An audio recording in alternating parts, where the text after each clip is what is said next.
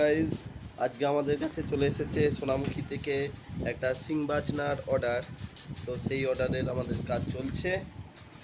সিং বাজনার প্রথমে প্রিন্টিং চলছে, এইদিকে আমাদের বুদ্ধ ভাই এডিটিংয়ে প্রিন্ট আউটের কাজে লেগে গেছে, এদিকে ম্যাপিং চলছে, এইদিকে আমাদের প্রিন্ট আউট চলছে।